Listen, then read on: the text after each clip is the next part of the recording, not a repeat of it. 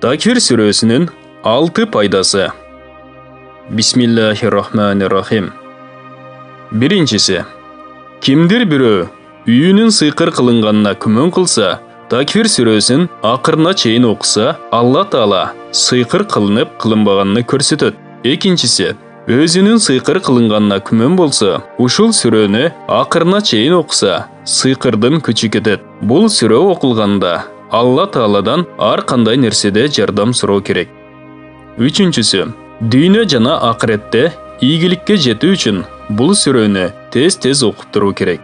Төртүнчүсү, ушул сүрөнү жамгыр жаап жатканда окуса, Алла Тааладан эмнени сураса, сөзсүз сураганы берилет. Бешинчиси, Takvir сүрөсүнө мискке, атырга жана сурмага окуп, аны көзүнө сүртсө, көздүн нуру көбөйөт. Алтынчысы, бұл сүрені ким оқып жүрүүгө адаттанса, Аллах жараткан бардык мақлуктардын көзүнө айбаттуу, сүрдүү көрүнөт жана ар бир жерде сөзү, насыяты өтүмдүү болот. Бул баян ыйык айлар жана кабыл болгон дуалар китебинен алынды. Урматтуу мусулман бир туугандар, биздин Iqro Media каналыбызга катталыңыздар. Бисмиллахир-рахманир-рахим.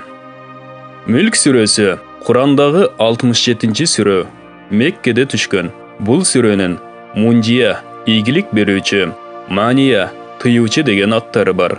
Бир риваятта Мүлк сүрөсүнүн ар бир тамгасы үчүн жер жүзүнө бир периште түшүп, аны окуган адам үчүн кечирим суроосу туурасында кабар берилген. Ибни Аббас радиаллаху анхудан риваят, Алланын элчиси саллаллаху алейхи вассаламдын сахабаларынан бирөө билбеген абалда bir кабыр үстүнө чатыр курду. Андан кийин кабыр ичиндеги бир кишинин Табаракаллади биядихил мулку сүрөсүнү окуганын укту. Кабырдагы адам сүрөнү окуп бүткөндөн кийин жанагы сахаба пайгамбарыбыз Расулуллах саллаллаху алейхи вассаламга келип мындай деди: "О Алланын элчиси, билбестен кабыр үстүнө чатыр курдум." Ошол учурда кабыр ичиндеги бир инсан Табаракты окуганны угуп калдым. Расулуллах саллаллаху алейхи вассалам бул сүрө коргоочу, сактоочу жана ийгилик берүүчү деди. Кабыр азабынан дагы коргойт деп жооп берди. Табарак Мүлк сүрөсүн 7 жолу окуган адам балие кырсыктардан алыс болот. Эгер эрте менен кечинде бул сүрөнү окууга адаттанса, кабыр азабынан да сакталат. Ибни Масуд радиаллаху анхудан риваят кылынган. Пайгамбарыбыз саллаллаху алейхи вассалам Мүлк сүрөсү кабыр азабынан тыят деп айткан. Расулуллах саллаллаху алейхи вассалам Мүлк сүрөсү ар бир момундун жүрөгүндө болуусун каалаймын деген. Куранда бир сүрө бар. Ал 30 аяттан турат. Ал Мүлк сүрөсү. Кыямат күнү бул сүрөнүн шапааты бир инсанды тозоктон чыгарып, бейишке киргизет. Ар кечеде Мүлк сүрөсүн окуган инсандан Алла Таала кабыр азабын жок кылат. Куранда 30 аяттан турган бир сүрө бар. Ким аны уктоонун алдында окуса, ал инсан үчүн 30 сооп жазылат, 30 күнөөсү кечирилет, 30 даража көтөрүлөт. Аллах бир периште жөнөтөт. Ал периште ал инсандын үстүнө канатыны жайып, ал ойгонгончо бардык жамандыктардан сактайт. Өлүк кабырга коюлган учурда азап периштелери анын бут тарабынан келет. Буттары айтат: "Бул жерге келишке жол жок." Ал кечелери туруп, түнкү намазда Мүлк сүрөсүнү окуган дейт. Баш тарабынан келгенде тил: "Бул жакка келе албайсыз. Ал мени менен Мүлк сүрөсүнү окуган" дейт. Азап тоодон тосот деген хадистерди айткан. Кимдир бирөө көзү ооругандыгы үчүн 3 күн үзгүлтүксүз бул сүрөнү окуса, ооруганы токтойт жана шифа табат. Бул сүрөнү ар дайым багымдат намазынан кийин окууну адат кылган адам Алланын өкүмү менен чексиз жардамга татыктуу болот. Жума күнү түндүн жарымында туруп дарат алып, 2 рекет намаз окуп, биринчи рекетинде Фатиха сүрөсүнөн кийин Мүлк сүрөсүнүн алдыңкы 15 аятыны, экинчи рекетинде Фатиха сүрөсүнөн кийин калган 15 аятын окуп, намаз бүткөндөн кийин "Я даиму я хайю, я фарду я кадиму, я ахаду я самаду, саллаллаху аля Мухаммадин ва аля али Мухаммадин" деген дуаны окуп, муктаждыгын Алладан сураса, иншаллах сураганы кабыл болот. Кыйынчылыкка учураган адам таң атаарда дарат алып, 21 жолу бул сүрөнү окуса, Алланын өкүмү менен кыйынчылыктан чыгат. Бул сүрөнү ар дайым окуп жүрүүнү адат кылган адам бул дүйнөдө гана эмес, ахиретте дагы Алланын чексиз мээримдүүлүгүнө бөлөнөт, кабыр азабынан кутулат. Өлүм келген учурда шайтандын жамандыгынан кутулат. Бул баян ыйык айлар жана кабыл болгон дуалар китебинен алынды. Урматтуу мусулман бир туугандар, биздин Ихро медиа каналыбызга катталыңыздар. Ясин сүрөсүнүн пайдасы тууралуу. Бисмиллахир-рахманир-рахим. Ясин сүрөсү Меккеде түшкөн сүрөлөрдүн бири болуп, 83 аяттан турат. Ал Курандагы 36 сүрө. Пайгамбарыбыз саллаллаху алейхи вассалам бир хадисте ар бир нерсенин жүрөгү бар. Курандын жүрөгү Ясин деген. Ясин сүрөсү Тооратта Муимма деп аталган. Муну окуган адамга дүйнө жана акыретте өтө көп пайданы алып келет деген мааниде. Ошондой эле бардык кайгы кападан алыстатат. Айша энебиз радиаллаху анхадан риваят. Пайгамбарыбыз саллаллаху алейхи вассалам Куранда бир сүрө бар. Ал сүрө Алланын алдында өтө улук. Аны окуган инсандар болсо, өтө шарапаттуу инсандар. Ал Ясин сүрөсү. Ясин сүрөсүнү ар дайым окугандар кыямат күнү Робия жана Мудар деген койлордун көптүгү менен таанылган уруулардан дагы көп инсандарга шафаат кылат деген. Анас радиаллаху анхудан риваят. Ясин бардык жамандыктарды жок кылат жана бардык жакшылыктарды пайда кылат. Ясинди бир жолу окуганга Аллах Таала Куранды 10 жолу бүтүргөндүн жана бир хатым кылгандын сообун берет. Курандын жүрөгү деп аталган Ясин сүрөсүн өтө көп өзгөчөлүктөрү бар. Анын сообун айтып берүүнүн мүмкүнчүлүгү жок. Бул берекелүү сүрөнүн маркумдарга көп пайдасы болгон сыяктуу, тирүү инсандарга да чексиз пайдасы бар. Ясин сүрөсү ачкаларды тойгузат, инсанды кайгыдан алыстатат, муктаждыктарын бүтүрөт. Алланын элчиси саллаллаху алейхи вассалам бир хадисте түндөсү Ясинди окуган инсан эрте менен күнөөлөрү кечирилген абалда ойгонот деген. Ким Ясин сүрөсүн окуса, Алла Таала Куранды 10 жолу окугандын сообун берет деген. Ошондой эле ким Ясин сүрөсүнө 70 жолу окуса, жүрүшпөй калган бардык иштери жүрүшөт. Алланын элчиси саллаллаху алейхи вассалам түнкү намазда Ясин сүрөсүнү окугандардын ала турган сооптору тууралуу мындайча баяндайт. Бир инсан жума кечесинде 2 рекет намаз окуп, биринчи рекетинде Фатиха сүрөсүнөн кийин Ясинди, экинчи рекетинде Фатиха сүрөсүнөн кийин Табарак, Мүлк сүрөсүн окуса, Аллах Таала ал момун окуган Курандын ар бир тамгасына нур берет. Ал нур кабырда жана махшарда алдынан, аркасынан, эки тарабынан туруп, ал кишини нурландырат, караңгылыктан чыгарат. Окуган Курандын шарапаты менен амал китебин оң жагынан алат. Ошолор менен биргеликте бир туугандарын жана досторунан 70 кишиге шафаат кылат. Тозоктон аларды алыстатат. Көңүл бургула, ким бул айтылган нерселерге күмөн кылса, мунафык болуп калат жана сообунан куру калат деген. Ясинди окугун.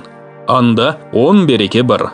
Ач болсо тоет, кийимсиз болсо кийинет, үйлөнө элек турмушка чыга элек болсо турмуш курат, тынчсызданган болсо кутулат, капа болсо кубаныч жетет, жолдо мусапыр болсо сапарда жардам көрөт, оорукчан болсо шипа табат, өлгөндөр үчүн окулса кабыр азабы азаят, чаңкаган адам окуса сууга жетет.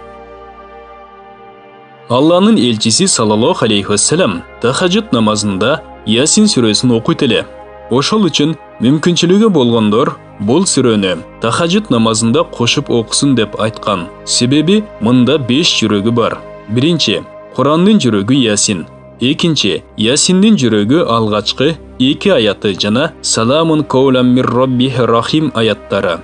Үчүнчү ибадаттын жүрөгү тахаджуд намазы.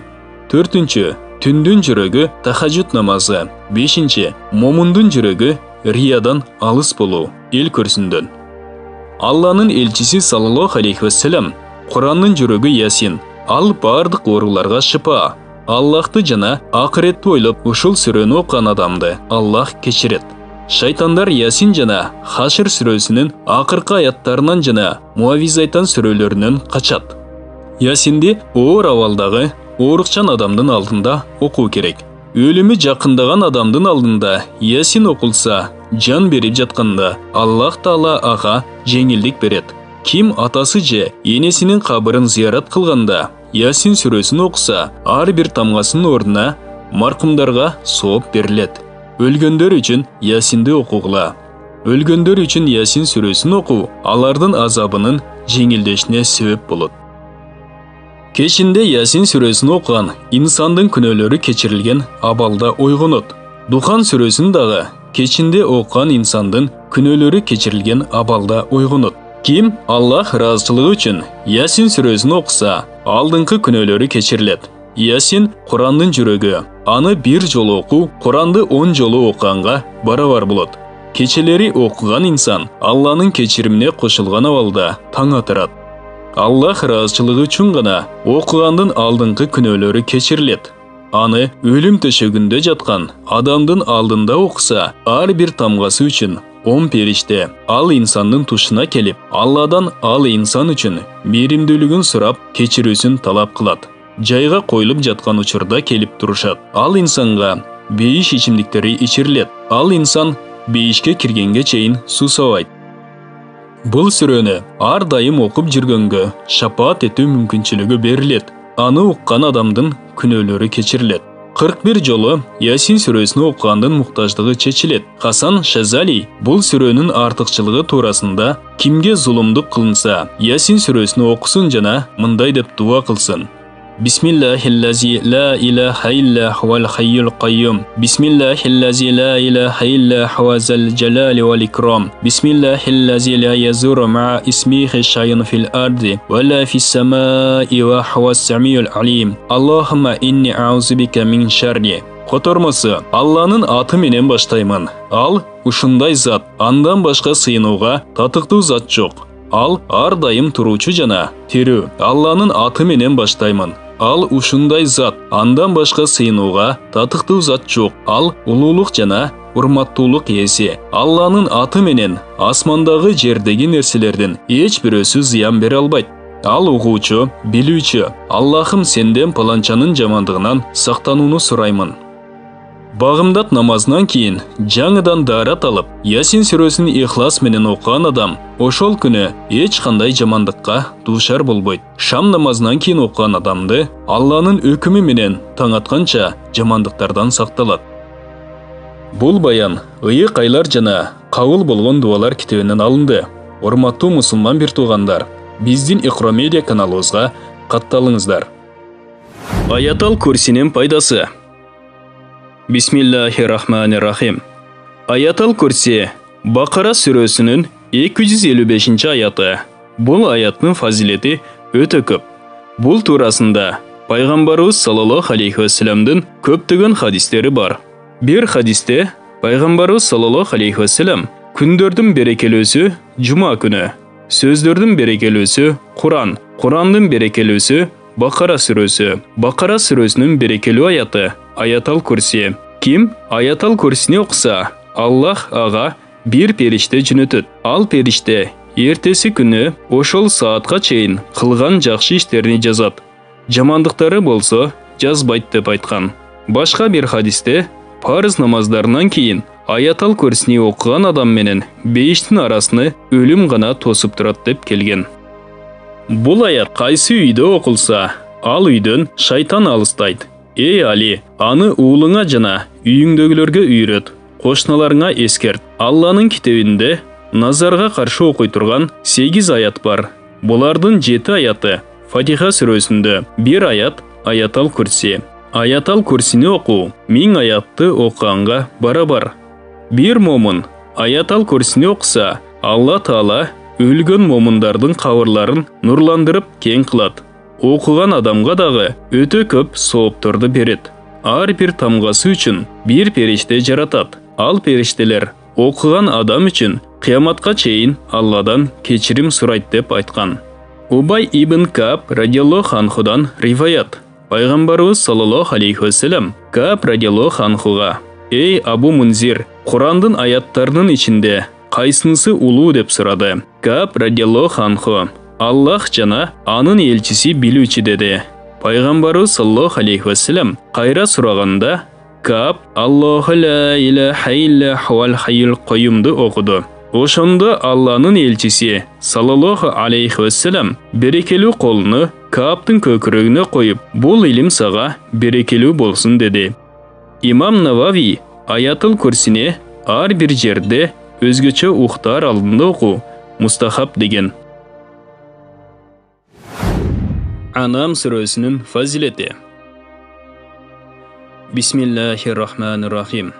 Анам сүресі түшкен учурда Пайғамбарыбыз саллаллаху алейхи вассалам Аллаға тасбих айтып, бұл сүре түшіп жатқан учурда периштелер ар тарапқа ушунчалык көп тарқалышты. Қала берсе асман тарауы жауылып қалды деді. Расулуллах саллаллаху алейхи вассалам мындай деген: Ким Анам сүресін башынан ақырына чейін эч ким менен сүйлөшпестен оқса, Аллах анын алдыңғы күнөөлөрүн кечирет деген. Анам сүресі түнді түшкөнде 70 000 периште жер менен асмандын ортосында Раббисине мактоо айтышып жатат эле. Жер бети аракетке келүүсүнө аз калган болчу. Мындай авалды көргөн Пайгамбарыбыз саллаллаху алейхи вассалам Субхана Раббил Азим деп сажда кылган. Ким Анам сүресін оқса 70 000 периште күнү түнү ал адам үчүн салават жана салам айтат. Анам сүресинин алгачкы 3 аяты туурасында Пайгамбарыбыз саллаллаху алейхи вассалам мындай деген: Ким багымдат намазын жамаат менен окугандан кийин Анам сүресинин алгачкы 3 аятын окуса, Алла Таала 70 000 периштеге ал инсан үчүн жоопкерчилик берет. Алар кыямат күнүнө чейин ал инсан үчүн кечирим сурашат. Ким Анам сүресинин арасына дүйнө сөзүн кошпостон окуса, Алла Таала алдыңкы күнөөлөрүн кечирет.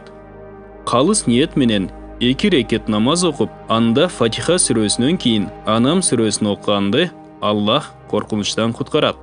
Умар радиаллаху анху мындай дейт: Анам сүрөсү Курандын эң фазилеттүү сүрөлөрүнүн бири. Имам Шафии мындай деген: Ким эрте менен жана кечинде Анам сүрөсүнүн алгачкы 3 аятын 7 жолу окуп, колдоруна үйлөп, бүтүн денесине сүртсө, бале кырсыктан сакталып калат. Бул баян ыйык айлар жана кабыл болгон дуалар китебинен алынды. Вакия сүрөсүнүн пайдасы. Бисмиллахир-рахманир-рахим.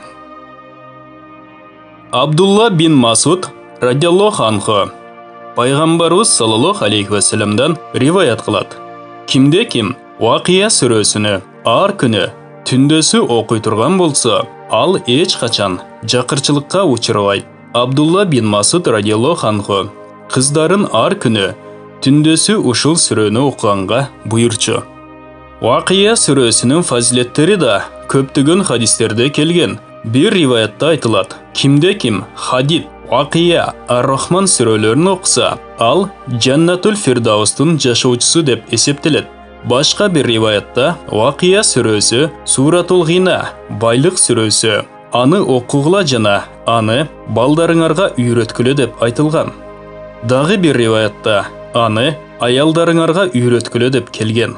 Айша радиаллаху анхадан да ушуну бекемдеп окуганга буйрулган. Бирок татыбаган акча үчүн окуу туура эмес. Албетте, эгер жүрөктүн байлыгы жана акырет үчүн окула турган болсо, анда дүнүйө өзүнөн өзү жалдырап келет. Бул баян Фазаил Амал китебинен алынды. Урматтуу мусулман бир туугандар, биздин Икро медиа каналыбызга катталыңыздар. Эске тутууну жакшыртуу. Котормосу. Мээримдүү жана ырайымдуу Алланын аты менен баштаймын. Биз сенин көкүрөгүңдү ачпадыкпы? Жана сенин үстүңдөгү оор жүктү алып салбадыкпы? Ошол жүк сенин жоонуңду басып турган эле жана сенин атыңды көтөрбөдүкпү? Акыйкатта кыйынчылыктын артынан жеңилдик келет. Чындыгында кыйынчылыктын артынан жеңилдик келет эгерде намаздан бошосоң дуага кириш, жараткан эгеңе жалбар. Бул сүрө Меккеде түшкөн. 8 аяттан турат. Ушул сүрөнү жазып бир идишке эзип, зафаран шафрон менен же роза гүлүнүн ширеси менен ичсе, жүрөктүн сыгылганы, кайгысы кетет. Эске тутуусу, жаттоосу жана түшүнүүсү жеңил болот. Ар бир парыз намаздан кейін 10 жолы дайыма оқса, ибадатқа тауфик берет, рызқысы жеңіл табылат. Bir мақсат менен қыбланы қарап оқса, дуасы қабыл болады. Бұл сүренің тамғаларының санынша 103 жолы оқса, жана дуа қылса, дуасы қабыл болады. Бә тамғасын қағазға шафран менен жазып ичсе, еске тұту соңылады. Ертең мененки жана кечинде оқылучу дуаларды толық оқып, Аллахқа жалынып жалбарып, зейінділікті сұрайт, жана күнігі истихфар келмелерін жана сайюдул истихфарды жана салаваттарды ар бирин 100 жолдан оқыйт. Ар бир инсан өзүнө дайым күнөөдөн, ширктен, шектен сактоого тийиш. Себеби илим, күнөөкөр, кир жүрөккө берилбейт. Ушул амалдарды такай аткарып жүргөн адамдын эске тутуусу жакшыраак. Бул баян ыйык айлар жана кабыл болгон дуалар аталыштагы китептен алынды. Урматтуу мусулман бир туугандар, биздин Ихро медиа каналыбызга катталыңыз. Абдул Малик бин Умайр радиаллаху анху пайгамбарыбыз саллаллаху алейхи вассаламдын хадисин риваят кылат. Фатиха сүрөсүндө ар бир ооруга шифа бар. Акырында айтар сөз. Кээ бир сүрөлөрдү окуганда кыска болгону менен пайдалары өтө көп. Ошондой эле Куран окугандар үчүн өтө зарыл сөздөр бар. Фатиха сүрөсүнүн фазилети көптөгөн хадистерде келген. Bir хадисте мындайча айтылат. Bir сахаба намаз окуп жаткан. Пайгамбарыбыз саллаллаху алейхи вассалам аны чакырды. Ал намазда тургандыктан жооп бере албады. Намаз окуп бүткөн соң келгенде пайгамбарыбыз саллаллаху алейхи вассалам айтты: "Мен чакырганымда эмне үчүн жооп бербедиң?" Ал намазды шылтоо кылды. Пайгамбарыбыз саллаллаху алейхи вассалам сурады: "Эмне, сен Курандын бул аятын окуган жоксуңбу?" Эй иман келтиргендер, Алла жана анын пайгамбары силерди чакырган кезде жооп бергиле. Анфал сүрөсү 24-аят. Соң пайгамбарыбыз саллаллаху алейхи вассалам айтты: "Мен сага Курандын эң жакшы сүрөсүн айтайынбы?" Ал Фатиханын 7 аяты. Бул Саба Масани жана Улуу Куран. Кээ бир суфилерден айтылган. Мурдагы китептерде эмне болсо, алардын бардыгы Куранда бар. Курандагы бүт бары Фатиха сүрөсүндө бар. Фатихада эмне болсо, анын бары Бисмиллада бар. Эмне Бисмиллада бар болсо, анын бары Бә тамгасында бар. Түшүндүрүп айтканда, Бә тамгасынын мааниси кошуу, байланыштыруу дегенди билдирет. Анын максаты пендени Алла Таала менен байланыштыруу. Кээ бирөөлөр дагы кошумча түшүндүрүшөт. Бә тамгасы да эмне болсо, баары анын чекитинде камтылган. Мындай дегени Алла Тааланын жалгыздыгын түшүндүрөт. Ошондой эле чекит деп термин боюнча бөлүнбөгөн нерсени айтат. Кээ бир уламалардан айтылган аяттагы "Биз сага гана сыйынып, сенден гана жардам сурайбыз" дегенге диний жана дүйнөлүк муктаждыктар кирет.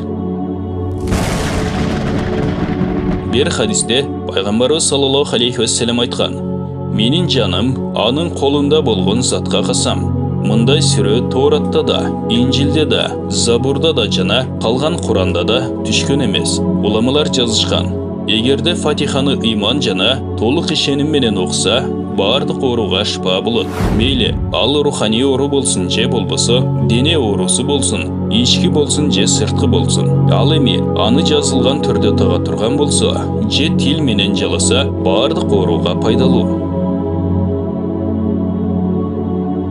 Сихах китебинде 6 хадистин чоң китептери келген. Сахабалар жылан, чаян чаккандарга, талмалуу кишилерге, жин оорусу менен ооругандарга Фатиханы окуп дем салышкан жана пайгамбарыбыз саллаллаху алейхи вассалам буга уруксат да берген. Bir риваятта Сайиб бин Язидге пайгамбарыбыз саллаллаху алейхи вассалам ошол сүрөнү окуп дем салган жана ооруган жерине мубарак түкүрүгүн сүрткөндүгү айтылат. Башка bir риваятта келген. Кимде ким уктар алдында Фатиха сүрөсүн жана Ихлас сүрөсүн окуп, өзүнө дем сала турган болсо, анда ал өлүмдөн, башка бардык нерседен аман болот. Bir хадисте айтылган: Фатиха сооп жагынан Курандын 3тен 2-сине барабар. Дагы bir хадисте арштын өзгөчө казынасынан мага 4 нерсе берилди. Менден башка эч кимге берилген эмес. Birinci Fatiha suresi, ikinci Ayatul Kursi, üçüncü Bakara suresinin akırk ayatları, dördüncü Kavsar suresi.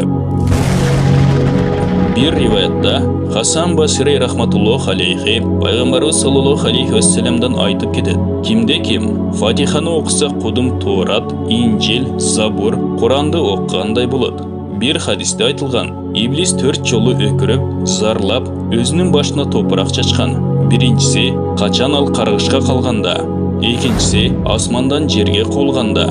Üçüncüsü, Peygamberimiz sallallahu aleyhi ve sellem'ga paygambarçılık berilgende. Dördüncü, Fatiha suresi düşkönde. Jabi rahmatulloh aleyhi jönünde aytılap, bir kişi kelip, ağa büyürüge orugandığı jönünde aytты. Jabi rahmatulloh aleyhi aytты. Asasıl Kur'an'da okup, oğurgan jerine dem sal. Asasıl Kur'an degen emne dep suraganda, Fatiha suresi dep жооп berdi. Ulamalardan tajriba kılıp görgen amallarında жазылган. Fatiha suresi bul ismi azam. Anı ağır kanday muhtaçlık için okusa bulut. Anı okuğunun iki jolu var. Birisi, bağımdat namazının farzı menen sünnetinin ortasında Bismillahirrahmanirrahim'din mimin elhamdülillah'din lamına koşup 41 jolu 40 gün okusa, emnini kalasa oşoğu jetedi. Eğer kaysıl bir oğrulu kişiye, je sihirlangan kişiye kerek bola turgan bolsa, anda suğa dem salıp içirilsin. İkincisi, ay жаңырганда birinci cumasının jekşembe günü erteң menenki namazdın sünneti menen farzının ortasında mimdi alhamdünün lamına koşpaston 70 jolu okusun. Son күндө uşul ubakta okup gününe 10'dan azaytat. Oşol cumanın ahırına çeyin uşintip okulat. Eğer birinci ayda muhtaçlığı çeçilse anda jakşı. Eğer muhtaçlığı çeçilbese anda ikinci jana 3. ayda okusun. Oşonda ele, bol süreni farfor idişine roza gülünün susu, misk, zafaran menen жазып, жазуunu su menen aralashtirib 40 gün içe turgan bolsa, ötüşüp ketken oruğa dары. Oşonda ele, tiş oruğa, baş oruğa, iç oruğa 7 jolu okup dem salsa dары. Bul aytılgandarның bari kıskartılıp Mazahirul Hak kitabından alındı. Muslim rahmatulloh aleyhinin bir rivayatında Abdullah bin Abbas radiyallohu anhu aytkan. Bir jolu Peygamberimiz sallallahu aleyhi ve sellem aytты. Bugün asmandan bir eşik açıldı. Mında murda bul eşik açılgan emes ele. Soң andan bir perişte düştü. Al dağı murda düşkön emes. Al perişte aytты. Eki nur tuuralu sүйүнүчтүү кабарды алыңыз. Al ушундай bir nerse sizden murda eç kimge berilgen emes. Birincisi Fatiha suresi, ikincisi Bakara suresinin akırkı 3 ayatı. Bulardı nur dep ataştı. Sebebi al ekö, kıyamat günü, uşulardı okugandardyň aldında жүрөt. Bul bayan Fazail Amal kitabinden alındı. Urmattуу musulman bir tuğandar, bizdin Iqro Media kanalыбызга kattılыңыздар. Ата bin Abu Rabah rahmatulloh aleyhi mınday deydi. Mağa Rasulullah sallallahu aleyhi ve sellem'nin hadisi jetti. Kimde kim erteң menen Yasin suresini okusa, al adamdın oşol kündögü zarılçılıktары atkarılat. Hadisтерде Yasin suresinin köptegen faziletleri aytılgan. Bir rivayatta kelgen. Ar bir nersenin жүрögü bolat. Al эми Kur'an-ı Kerim'den жүрögü Yasin suresi. Kimde kim Yasin suresini okuy turgan bolsa, Allah Taala aga 10 jolu Kur'an'da okugandan soğun beret. Dağı bir rivayatta kelgen. Allah Taala Toha jana Yasin suresinin asman menen jerin jaralышынан 1000 jıl murda okugan. Kaçan perişteler alарды uğuşkanda aytıştı. Kaysıl ümmetke uşul süreler berilse, oşular baktılуу jana kimden жүрөгүндө bolsa, al da baktılуу jana kaysıl til anı okusa, jattasa, al da baktılуу. Bir hadiste aytılgan. Kimde kim Yasin suresinin Allah'ın razıçılığı için okusa, anın murungu künölörü keçirilir. Oşunduktan bol süreni ölgün adamlarga okugula.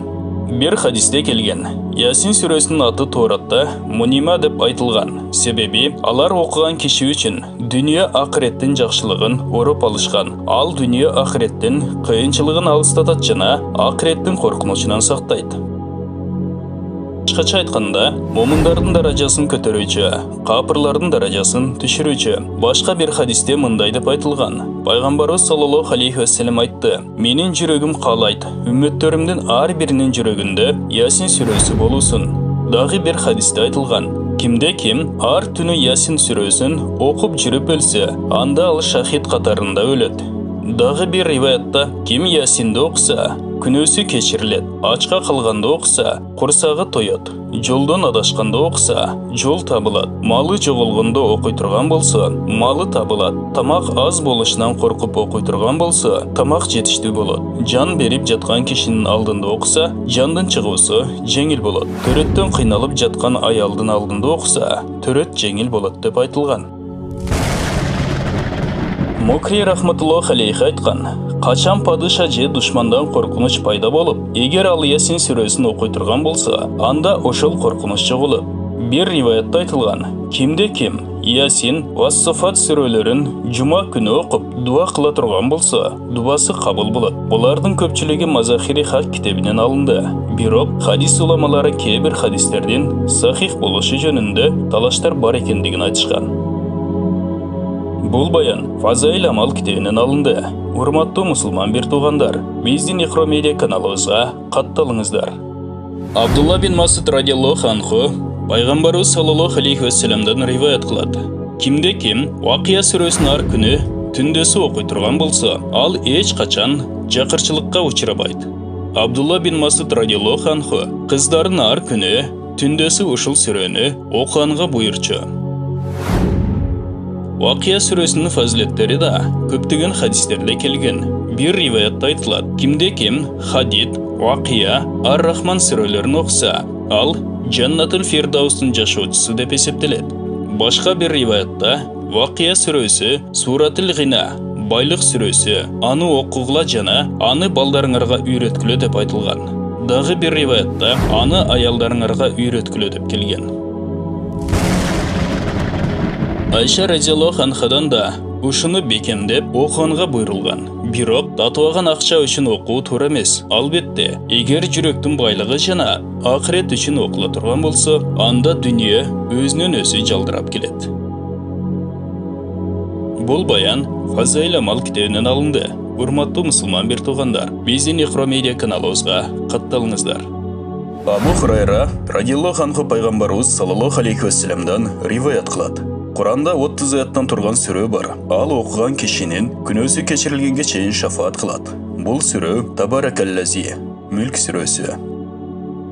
Мүлк сүрөсү тууралуу бир хадисте пайгамбарыбыз саллаллаху алейхи ва салламдан айтканы бар: мен каалаймын ушул сүрө ар бир мумундун жүрөгүндө болушун.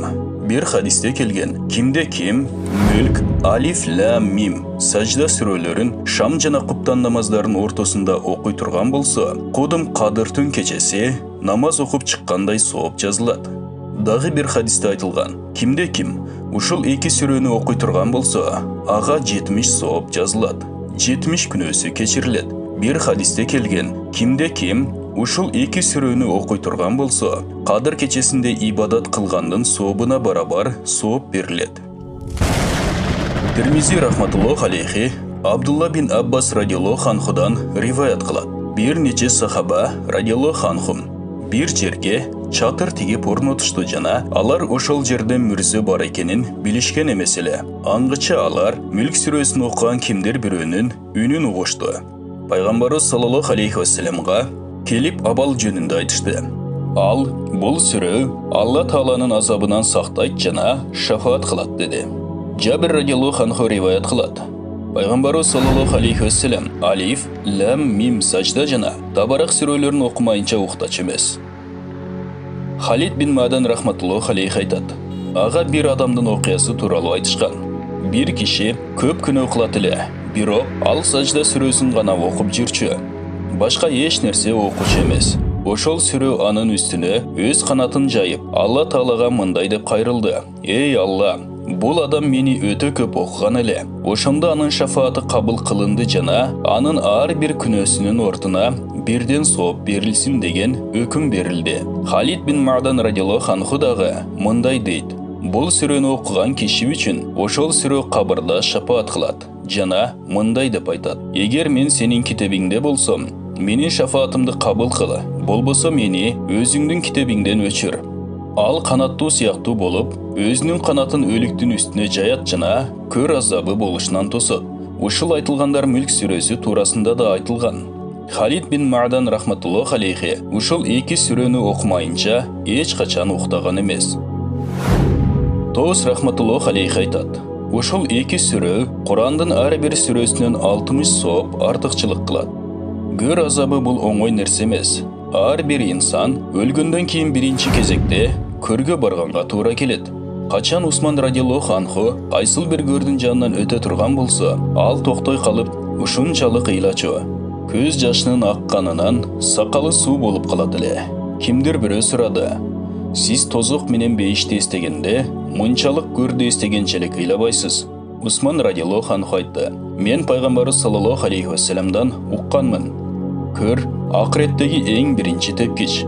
Кимде ким анын азабынан кутула турган болсо, анда ага калган тепкичтерде жеңил болот. Эгер анын азабынан кутула албаса, анда калган тепкичтер андан да оор болот. Ошондой эле мен кабырдан өткөн коркунучтуу жер жок экендигин укканмын." Бул баян Фазаил Амал китебинен алынып баяндалды. Урматтуу мусулман бир туугандар, биздин Икро медиа каналыбызга катталыңыздар. Коргонуунун сактануунун 33 аяты. Аят аль-Хирс. Алдыда келтирилген 33 аяттын пайдалуулугу бардык оорулардын, өзгөчө алапес оорусунун шыпасы катары көптөгөн мусулман табыптар тарабынан тастыкталган. Ошондой эле ушул эле аяттарды окуп дем салуу айбанаттардын, жаныбарлардын, курт-кумурскалардын, сойлоп жүрүүчүлөрдүн, чымын-чиркейлердин, ууру кескилердин, каракчы жана жин шайтандардын зыяндарынан адамды сактайт. Ошондой эле ушул аятты окуган адамдын мал-мүлктөрү да, абийир намысы да коргоого алынат, иншаллах. Ошондуктан ушул аяттар Аят аль-Хирс же Аят аль-Хирс, башкача айтканда коргонуу аяты деп аталып калган. Бул аятты күндүн кайсыл гана маалында болбосун бир жолу окуу жетиштүү. Имам Ибн Сирин мындай деп баяндайт: бир жолу биз сапарга аттандык да, кайсыл бир дарыянын жээгине жеткен кезибизде ошол жерде конуп түнөп өтүүнү туура таптык. Ал эми ошол жерлик адамдар болсо бизди бул жерге коңбоого чакырып жатышты.